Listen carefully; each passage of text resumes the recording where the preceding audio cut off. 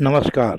आपण आता बघत आहोत शेगाव श्री क्षेत्र शेगाव येथील आनंदसागर याचं प्रवेशद्वार. या प्रवेशद्वारातून छानपैकी डिझाईन काढलेलं आहे आणि आता आपण या प्रवेशद्वारातून आत जात आहोत. आपल्याला एका सबवेमधून जावं लागतं आणि सबवेमधून गेल्यानंतर समोर आपल्याला बोर्ड दिसत आहे, ते आनंदसागर सांस्कृतिक केंद्र असं आहे. या पायऱ्या चढून गेलो की आपण एक मोठा असा आपल्याला पटांगण दिसतं आणि ह्या सर्व पटांगणात मोठ्या परिसरामध्ये हे सांस्कृतिक केंद्र पसरलेलं आहे. अतिशय छान असं हे सांस्कृतिक केंद्र आहे, पण त्याच्यामध्ये काही सुधारणा करण्यात येत आहेत. हा समोर बघतायत हे पटांगण आहे. अतिशय विस्तीर्ण असा हा परिसर आहे आणि ही एक छानपैकी बिल्डिंग आहे ज्याच्यामध्ये त्यांचं ऑफिस असं आहे.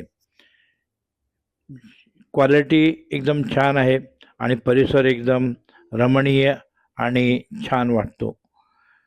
समोर आपल्याला दिसत आहे ते श्री संत दर्शन मंडप. या मंडपामध्ये आपल्याला दिसणार आहेत वेगवेगळ्या संतांचे पुतळे आणि त्यांचे वेगवेगळे सुविचार. समोर जो दिसतोय तो संत श्री गजानन महाराज यांचा पुतळा आहे आणि त्याच्या भोवती ह्या सर्व संतांचे मोठे मोठे पुतळे आहेत आणि त्याच्याखाली त्यांचं वचन लिहिलं आहे. असे सर्व हे संतांचे पुतळे आपण बघू शकतो. त्याच्यामध्ये संत मीराबाई आहेत, संत वेगवेगळे तिरुवल्लवरम असे आहेत. असे वेगवेगळे ज्यांनी आपापल्या समाजामध्ये काही सांस्कृतिक काम केलेलं आहे, काही समाजधारणेचे काम केलेले आहेत, अशा सर्व संतांचे इथं फोटो दिसत आहेत. आपण आत्ता बघितलं असेल की अतिशय सुरेख अशी स्वच्छता इथं मेंटेन केलेली आहे.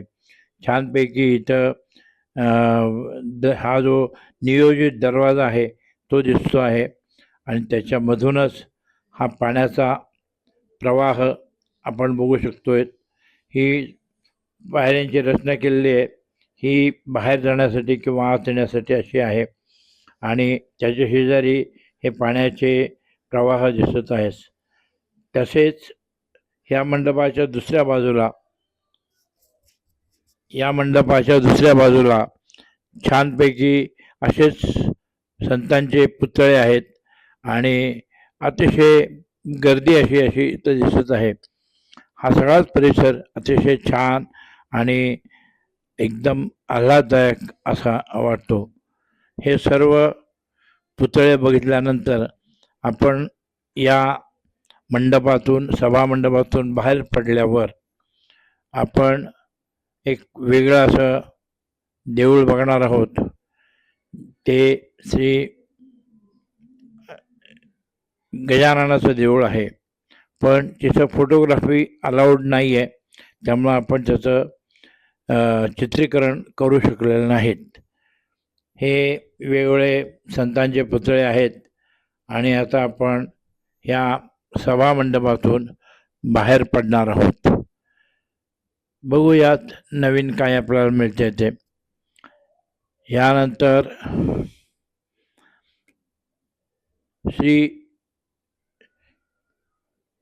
वेगवेगळे पुतळे आपण बघत आहोत.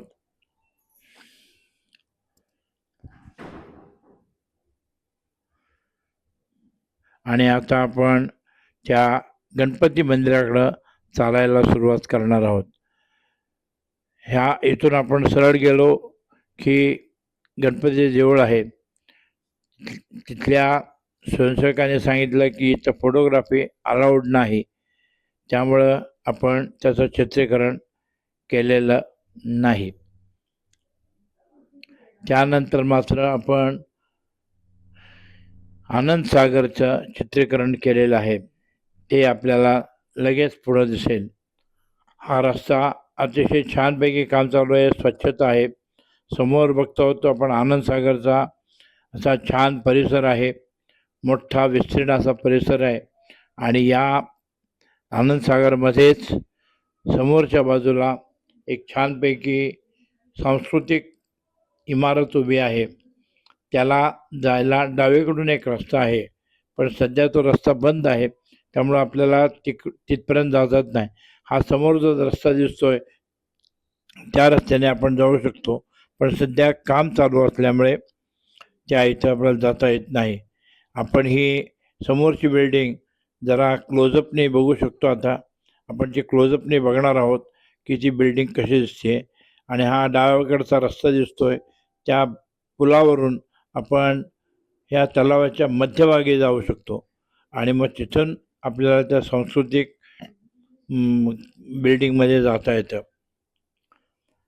हे आपण बघतो ते झूम करून आपण आता त्या सांस्कृतिक केंद्रापाशी जाणार आहोत.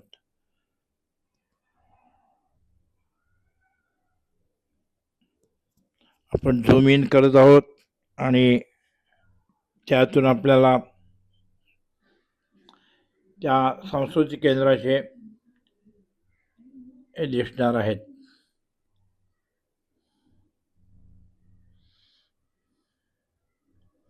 हे आपलं झूम इन चालू झालं आहे आणि आपण बघू शकतो छानपैकी इमारत आहे.